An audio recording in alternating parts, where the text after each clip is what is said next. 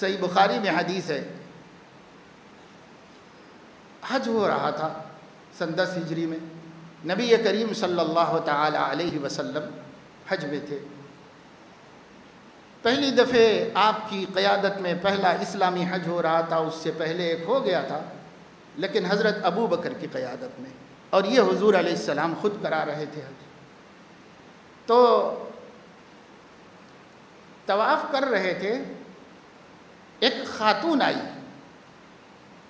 اور وہ حضور علیہ السلام کی سواری کے پاس کھڑے ہو کر کے آپ سے ایک مسئلہ دریافت کر رہے، اور حضور صلی اللہ علیہ وسلم کی اونٹنی کے پیچھے ان کے بھتیجے حضرت فضل بن عباس بیٹھے ہوئے تھے۔ وہ پیچھے بیٹھے ہوئے تھے اور حضور صلی اللہ علیہ وسلم سے یہ عورت بات کر رہی تھی۔ تو حضرت فضل نابالغ تھے، چھوٹے تھے، پیدل چل رہے تھے، حضور کو اچھا نہیں لگا تو اٹھا کے بٹھا لیا تھا اپنی سواری پر۔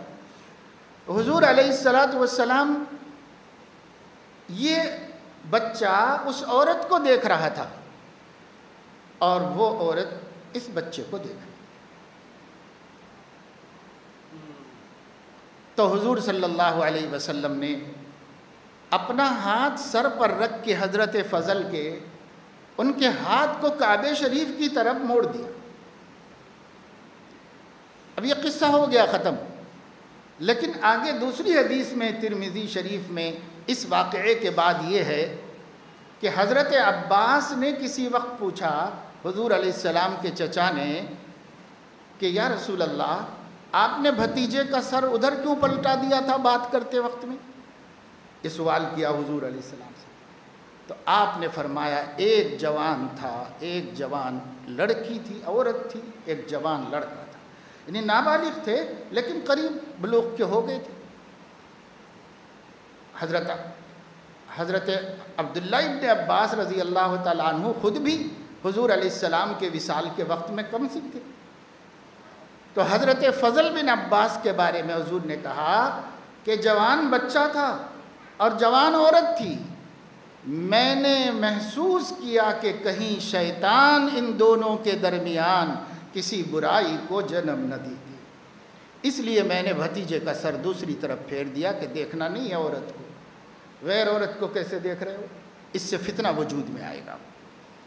تو اللہ کے نبی ہیں اور اپنے خاندان کے بچوں کے پردے کا اتنا اہتمام کر رہے ہیں، اور کعبۃ اللہ شریف کے سائے میں بھی پردے کا اہتمام کیا جا رہا ہے، اور وہاں بھی حضور علیہ السلام یہ فرما رہے مجھے ڈر تھا۔ کہاں ڈر تھا؟ کس کو ڈر تھا؟ نبی کو۔ کس کے بارے میں؟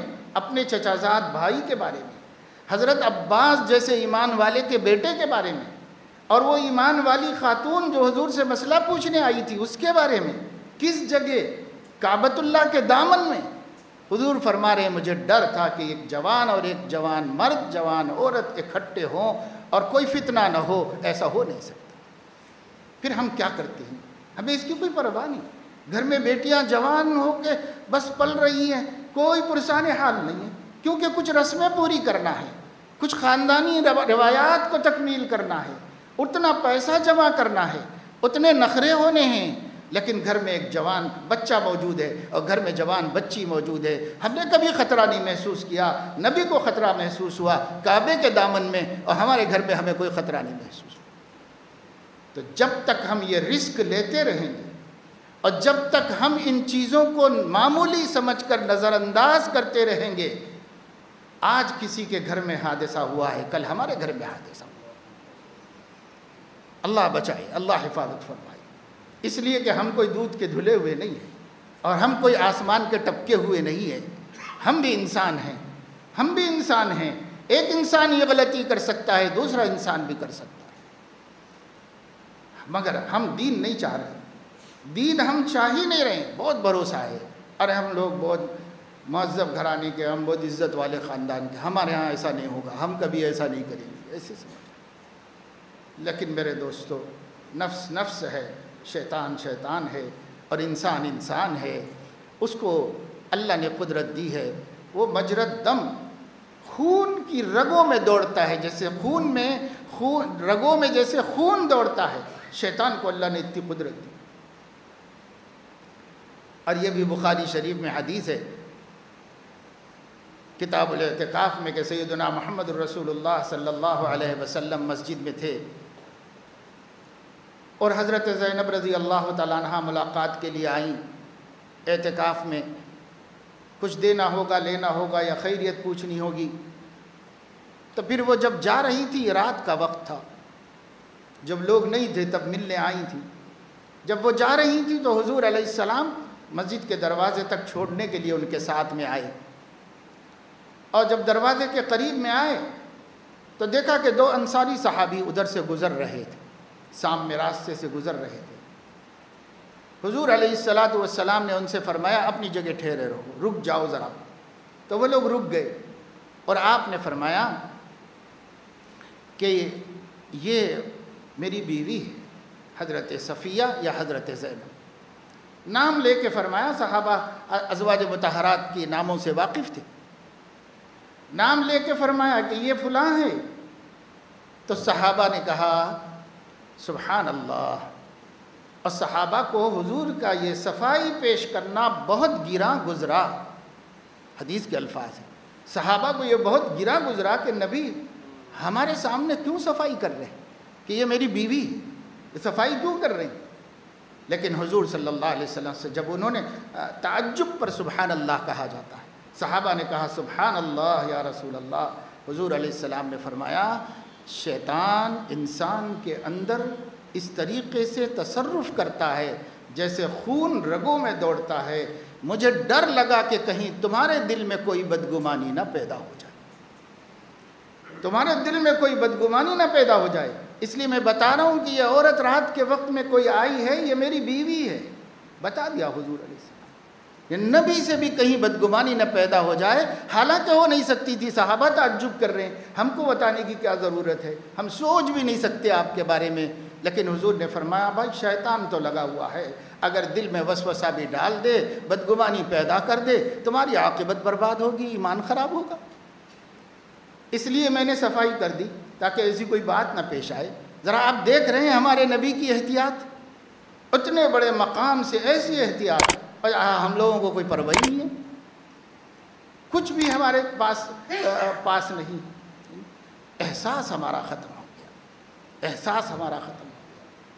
اس لیے میرے دوستو بزرگوں، دین کو رحمت سمجھیے، دین کو نعمت سمجھیے، دین کو سینے سے لگائیے۔ ہمارے نبی کے احکام، حجاب کے احکام ہوں یا حلال و حرام کے احکام ہوں یا پردے کے سلسلے میں ہوں یا جس سلسلے میں بھی ہمارے نبی نے ہمیں دین دیا ہے، اس دین کو خوشی سے لیجئے، اپنے سینے سے لگائیے۔ فیشن کرنے والے نہیں رہیں گے، ہم نہیں رہیں گے، زمانہ نہیں رہے گا، ہم نہیں رہے گا۔ یہ دنیا یوں ہی رہے گی اور ہزاروں بلبلیں اپنی اپنی بولیاں بول کے سب اڑ جائیں گی، کوئی یہاں نہیں رہے گا۔ عزت وہاں کی عزت ہے، کامیابی وہاں کی کامیابی ہے، اور سب کچھ وہاں کے واسطے ہے۔ اس لیے اس دنیا میں جینا اس لیے ہے آخرت بن جائے، اللہ خوش ہو جائے، نبی راضی ہو جائیں، اور مرنے کے بعد کی زندگی ذلت سے، رسوائی سے، عذاب سے محفوظ ہو جائے۔ اس کے لیے تھوڑی قربانی دینا پڑتا ہے، حالات کا مقابلہ کرنا پڑتا ہے، ہمت کے ساتھ رہنا پڑتا ہے۔ اس لیے ارادے کریں ہم سب کہ ہم اللہ کے دین کو فضل اور رحمت ہی سمجھیں گے اور اس کو اجنبی نہیں سمجھیں گے، اپنے سے قریب کریں گے، اپنے گھر سے قریب کریں گے، اپنے سینے سے قریب کریں گے، اور جو فیشن ہے اور جو رواج ہے اور جو دوسروں کا طریقہ ہے اور جو اغیار کی سنتیں ہیں اسے نکال باہر کریں گے، اور اپنے نبی کے طریقے کو، ان کی سنت کو اپنے لیے پسند کریں گے۔ اللہ اپنے کرم سے مجھے آپ کو سب کو توفیق نصیب فرمائے، ہم سب اس کے دین کے قدرداں بن جائے۔ حالات ابھی بگڑے نہیں ہیں، ہم ہی بگڑے ہیں، انشاءاللہ ہم سنبھل جائیں گے، حالات بھی سنبھل جائیں گے۔ وآخر دعوانا ان الحمد للہ رب العالمین۔